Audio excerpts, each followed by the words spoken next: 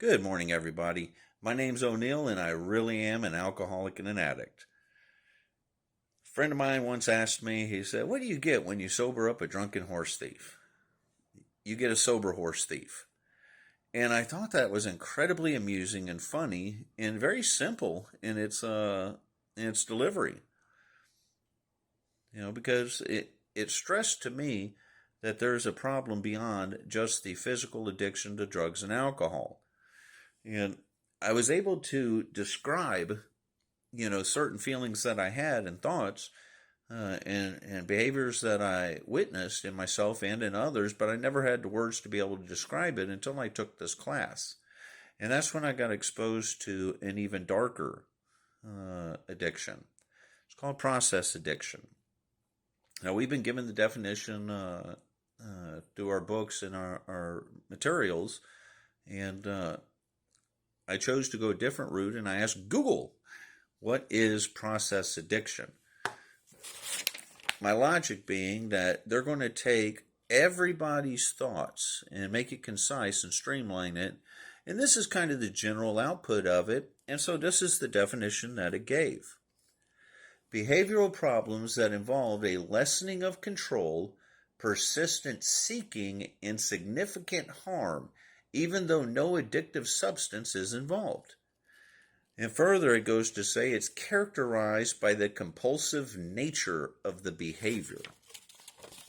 So when I think back to that drunken horse thief, and this was my logic for a long time, is my problem is drugs and alcohol.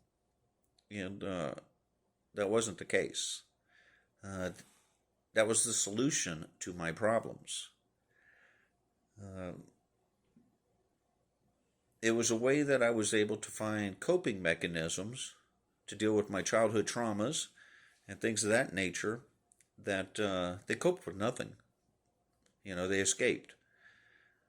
They were defense mechanisms that were put up that defended nothing. They didn't address any issue. All they did was mask it and hide it and cover it up so that, I would be able to just function. So really, I was living in the sickness while I was drinking and drugging. When I got the honest desire to get sober, that posed a problem. What am I to do?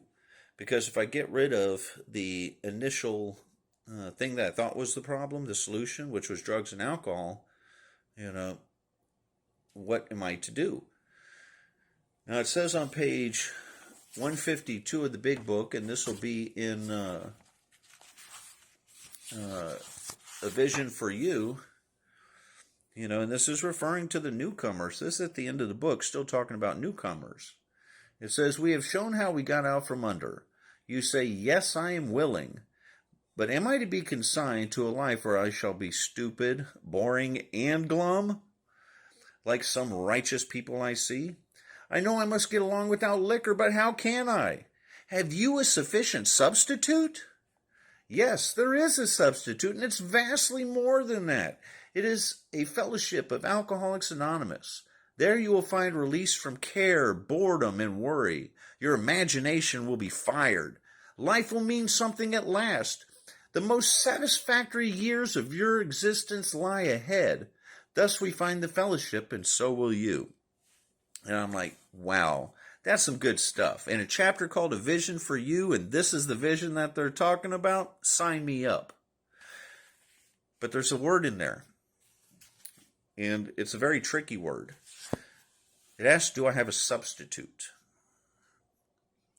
Now, a substitute is a major problem because, for a long time I substituted Coke for meth. I substituted beer for Jack Daniels. So I'm very familiar with the world of substituting. I'm willing to substitute my own values for a moment of vicarious pleasure. But here's a substitute. And that's where I see is a problem. So,